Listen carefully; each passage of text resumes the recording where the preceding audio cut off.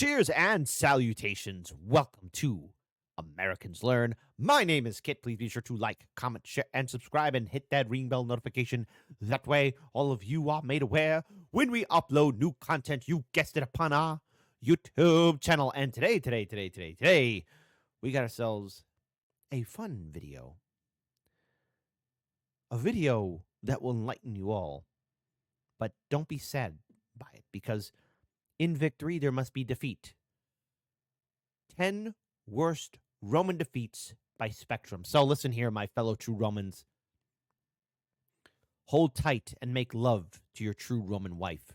Eat some true Roman bread. Drink some true Roman wine. And let us cross this Rubicon of talking about Roman... Oh, I can't believe I could say the word. A defeat. Oh. My heart. It only can take so much. So without further ado, since I'm in charge of the ones and twos, first of all, folks, the original link to this video is in the description box below. And let's sadly watch this video in a 3, a 2. Rome can never be defeated.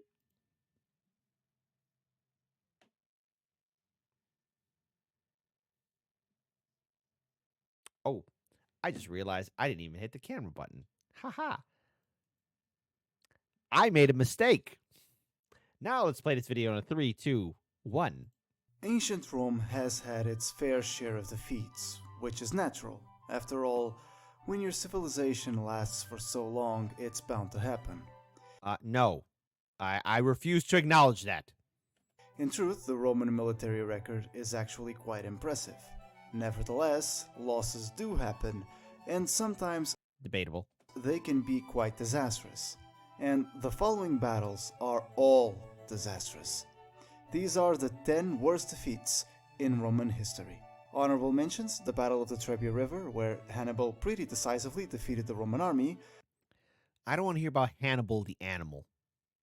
The Battle of Lake Trasimene, where Hannibal also pretty decisively defeated the Roman army.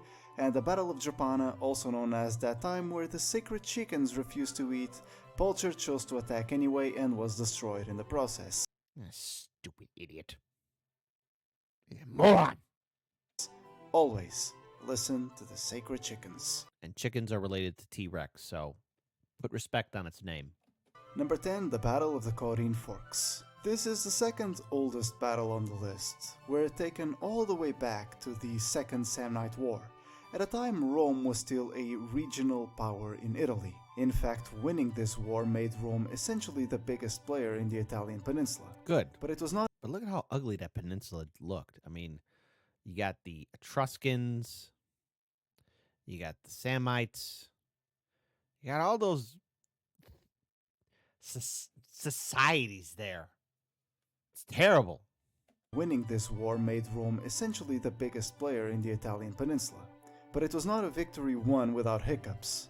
Point in case, the Battle of the Corinth Forks, which actually wasn't really a battle as there was no fighting and there were no casualties. Upon hearing the Roman army was located near Calatia, the Samnite commander, Gaius Pontius, sent 10 soldiers disguised as herdmen to give news his army was besieging the city of Lucera in Apulia. The Roman commanders, upon hearing this, decided to relieve the siege that was never taking place. While getting there, they passed through a narrow mountain pass called the Corinth Forks. Gaius Pontius decided to cover both passes, essentially trapping the Romans. The generals eventually agreed to a settlement where the Roman army would be free to go if they surrendered and passed under the yoke. A humiliating ordeal. Supposedly, Livy says the Senate rejected the Corinth peace, even though he also claims Rome honored it until hostilities resumed. That Roman ego, always refusing defeat. That's right. Refuse defeat all the time, every time. Number 9, the Battle of Noria. A battle involving the struggle against the first migrating German tribes to challenge Rome, the Cimbri and the Teutones, and Germania. Nothing good ever came out of Germania. Spoiler warning, this will not be the last you will hear from them in this video. Having arrived in Noricum in the year 113 BC, The Cimbri and Teutones proved to be too great of a fighting force for the Tauriski, a local federation of Gallic tribes, and as such, they appealed to Rome for aid. And so, Rome accepted, with the consul Gnaeus Papirius Carbo bringing his legions to the region. Carbo demanded the Germans to abandon the territory of the Tauriski immediately. You may think this is where the Germans balked at the Romans' demands, but actually, they had heard about Rome and how powerful it was, and complied. But Carbo could not allow an opportunity for military glory to slip by his grasp, and so prepared to ambush the Germans just before they made their way back. Unfortunately for him, the Cimbri became aware of this, and a battle ensued. And the Germans destroyed the Romans. What happened to Carbo, you may ask? Well, though the Germans claimed they had slain the man who betrayed his word to them, Carbo actually escaped with his life. He would later be prosecuted for his failure by a Marcus Antonius, not the one you think, one of his ancestors. And rather than accept exile as punishment, Carbo committed suicide. Number 8, the Battle Stupid moron. of Canai. The entire Parthian campaign by Crassus was an unmitigated disaster. Despite being advised to invade Parthia through Armenia, where he would receive significant reinforcements, Crassus decided to invade through Syria. The Parthian king responded to this by sending an all-cavalry force to delay and harass the Romans, roughly 10,000 men, which, against the expectations of the Parthian king himself, actually defeated the Roman army in a battle. Crassus initially deployed his forces in a traditional manner, but then changed his mind and redeployed his men into a hollow square, which would protect his forces from being flanked, but at the cost of mobility. This cost in mobility was fully exploited by the Parthian forces led by Serena, which surrounded the Roman army before repeatedly pelting them with arrows. The Romans repeatedly tried to engage the Parthian forces, but every time they did, the Parthians would just temporarily retreat and keep shooting. Crassus hoped the Parthians would run out of arrows, eventually. However, Serena was using thousands of camels to resupply his horse archers. Crassus dispatched his son, Publius, leading the cavalry in hopes to break this, but this led in failure and Publius committed suicide in shame. The Parthian onslaught continued into nightfall, this time with cataphract charges included. Crassus retreated to the nearby town of Canai, where, eventually, his troops ordered him to negotiate with the Parthians. So he went there and yada yada yada, molten gold down his throat. Well, at least, Stupid Crassus. that's how one of the stories go. He definitely did die though. As for the remaining Romans, they tried to flee but were captured. Serena had achieved a victory he most likely wasn't expecting, and as a reward for his success, he was executed by the Parthian king, who deemed him too much of a threat. Some stories have no happy ending. Yeah, see? He should have just surrendered to Rome. Except for the Parthian king, that is. Number 7, the Battle of the Tberg Fort. No. No. No. No, we I don't want to talk about this one. Also known as the battle that ensured Rome was never going to incorporate Germania as a... It should have burnt Germania to the ground. Arminius. Arminius. I will desecrate your temple before I die. Or either that, I'll make a fake one. I don't know. Stupid Germania. Had to ruin everything. Stupid. Everything in Germania is stupid. I hate it. Look at it. It's disgusting. It offends me. Roman province. Though Rome actually had the region under its thumb, a Germanic... This is a douchebag right here. The highest order. Oh, look, I'm Arminius, and I'm holding a sword in the air, and I'm going to do this, and I'm going to do that, but then I'm going to get stabbed by my own people.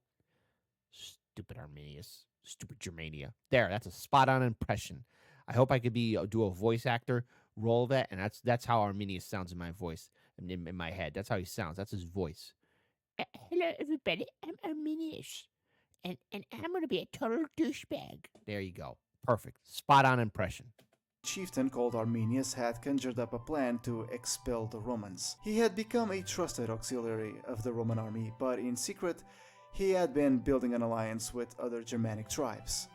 The opportunity presented itself when a massive Illyrian uprising took place, which led to the Roman army transferring 8 of the 11 legions staying in Germania. So Arminius fabricated reports of a local rebellion, which the leading governor, Publius Quinctilius Varus, decided to quell with his remaining 3 legions. Though Varus had heard reports just the night before he departed that Arminius was not so loyal as he appeared, he ignored them. Stupid Quintilius Varus. Where are my eagles?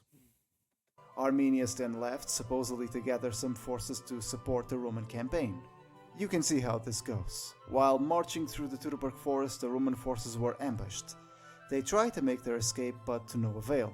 The few Roman forces that escaped retreated to the Rhine in an attempt to hold it, expecting a Germanic attack on Gaul, but it never came to be. The Germanic coalition essentially disintegrated after defeating the Romans. Suetonius wrote in his work The 12 Caesars that Augustus was so shaken up by this defeat that he would repeatedly hit his head in the walls of the palace, shouting, "Quinctilius Varus, where are my eagles?" Though, if I had to guess, this is probably an exaggeration. No, it's not an exaggeration. I would be doing the same thing too. Number 6, the Battle of Canai. From a purely tactical standpoint, this is probably the most impressive defeat the Romans ever suffered. Well, maybe. Canai was also pretty impressive. Coming off 2 pretty awful defeats against Hannibal, Trebia and Trasimene, the new consul Gaius Terentius Varro vowed to assemble the largest army Rome had ever seen and destroy Hannibal for good. And indeed, he assembled a massive army of 86,000 men with the purpose of destroying Hannibal, and near Cannae the sides met. Hannibal, massively outnumbered, responded by assembling a nice big box for the Romans to walk into. Varro packed his men close and went in to smash through Hannibal's lines. May look like a terrible idea, but I don't think it's actually that bad on paper. I might explain that in another video. Instead of breaking through the Carthaginian lines, they pushed Hannibal's center back. The Carthaginian flanks, however, remained as they were, and eventually they found themselves behind the Roman lines. Congratulations, Roman army, you have flanked yourself, on both sides. The Carthaginian flanks then turned and hit the Romans on each side, and then the Carthaginian cavalry, victorious from their encounter against the Roman cavalry, returned and attacked the Romans from the rear. The box was closed, and this is where you can say the battle ended and the slaughter began. Out of the 86,000 men Rome went into the battle, some 50,000 were killed and nearly 20,000 captured. This was a catastrophe. Number 5, the Battle of Arous. The Cimbri and the Teutones are... Ugh, Germania again. Nothing good ever comes from Germania. And I better not hear... Oh, what about the Holy Roman Empire? How dare you stand where he once stood? In their case, Noria was bad, but this one is definitely worse. The Romans gathered some 80,000 legionaries and 40,000 auxiliaries, 120,000 men in total, to face the 200,000 Germans, and they lost. Badly. How bad was it? Think of those 180,000 men. Now think all of them gone. There were barely any survivors from this battle. Surprisingly though, both consuls survived and... Why'd you survive? Naturally had their political careers effectively nuked. The only reason why this isn't number 1 is because Rome faced no direct consequences from this loss. Well, other than the Marian reforms, that is. Because from a pure statistical standpoint, this is the worst Roman defeat of all time. Number 4, the Battle of Adriannople. Rome has lost many battles, but there are few where the emperor himself is involved, and fewer still when the emperor himself dies in battle. While in campaign against a Gothic horde, which only really began causing trouble because of the horrible way they were treated, but that's another story. They deserved it, because they're a Gothic horde. There. Never trust the Gothic horde. Simple. The sitting Eastern Emperor Valens was informed some 10,000 Goths were advancing towards the city of Adrianople. Picking up his army of anywhere from 15 to 30,000 men, he marched through 8 miles through difficult terrain, with his troops arriving significantly tired. Worse still, the Goths were encamped at the top of a hill. The Romans were ordered to attack, and so they did. Initially, the battle was actually going well. Then it all fell apart. Turns out the Goths didn't have 10,000 men, but rather some 15,000. The scouts had only taken infantry into account. The Gothic cavalry arrived late in the field of battle, but when it did, they surrounded the Romans. What followed was a collapse of the Roman army. Stop the pain. Make the pain go away. I can't take it anymore. And the Emperor Valens? No one fully knows his fate. During the rout, his guards abandoned him while he stayed on the field. Most likely he died in battle, though one story goes he lived a bit longer. Number 3, the Battle of Adessa. Valens may have probably died in battle, but he wasn't the only Roman emperor to do so. In this one, however, not only the emperor died, but his son and successor too. And just like Adriannople, it was also a battle against the Goths. The Never trust the Goths. Never trust them. Roman emperor and his son, by the way, was Decius and Herennius. Led by Cniva, the Goths concealed a part of their forces behind a swamp.